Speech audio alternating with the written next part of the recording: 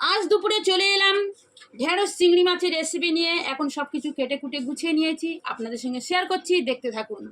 গ্যাসের মধ্যে কড়াই বসিয়ে দিয়েছি, কড়াই গরম হয়ে গেছে, তেল দিয়ে দেব। গরম হয়ে গেছে, আলু ছেড়ে দেবো, দিয়ে আলুগুলো একটু ভাজা ভাজা হয়ে গেলে নামিয়ে নেব।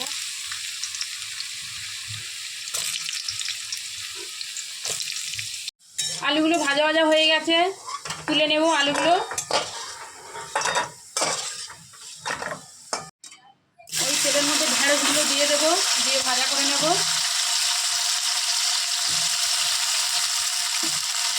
ঢেঁড়স ভাজা প্রায় হয়ে এসেছে। ঢেঁড়স এমন একটা সবজি, এটা সিদ্ধ বলো তরকারি বলো যেমন খুশিভাবে খাওয়া যায়। এবার ঢেঁড়স ভাজাগুলো নামিয়ে নেবো। আমার তো ঢেঁড়সের তরকারি খেতে খুবই ভালো লাগে। ঢেঁড়সটাও লাল লাল হয়ে গেছে, এবার নামিয়ে নেব।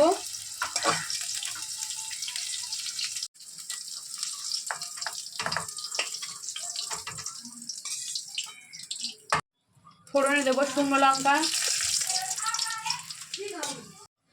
5 ফোড়ন গোটা জিরে দিয়ে দেব, পেঁয়াজ কুচি দিয়ে দেবো,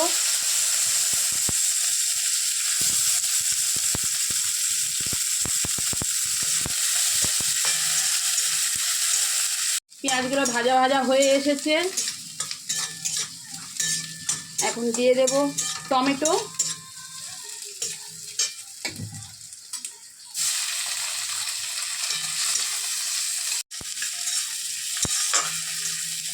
মশলা প্রায় হয়ে এসেছে। চিংড়ি মাছ আছে বলে তাই একটু আদা রসুন বাটা দিয়ে দেব,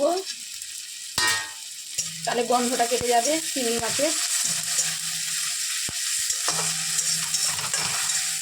স্বাদ মতন লবণ দিয়ে দেব, দিয়ে একটু নাড়াচাড়া করবো। ধনের গুঁড়ো, জিরের গুঁড়ো, শুকনো লঙ্কার গুঁড়ো ভালো করে জল দিয়ে একটু মিক্সড করে নিয়েছি। এবার এই মশলার মধ্যে ঢেলে দেবো।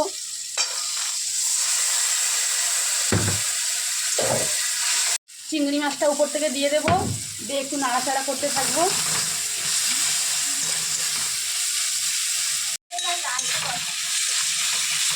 চিংড়ি মাছ দিয়ে মধ্যে চিংড়ি মাছগুলো দিয়ে একটু নাড়াচাড়া করে দিচ্ছি। আপনারা ভেজেও নিতে পারেন, আমি এটা মশলার উপর দিয়ে কষে নিচ্ছি, এটা করলে বেশি টেস্ট হয়।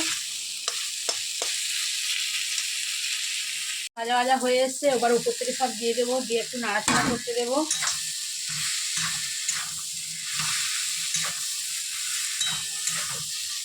আপনারা এইভাবে করে দেখবেন কত সুন্দর হয়। তরকারির মধ্যে একটু গরম জল দিয়ে দেবো, গরম জল দিলে টেস্ট হয় ভালো। গরম জলটা ঢেলে দিলাম। এই ছিল আমার ঢেঁড়স চিংড়ি মাছের রেসিপি, 3 মিনিটের ভিডিও। টেস্ট করে দেখলাম, স্বাদ ছিল সেই। ভিডিওটা যদি ভালো লেগে থাকে তাহলে একটা লাইক শেয়ার কমেন্ট করবেন। সবাই ভালো থাকবেন, টাটা।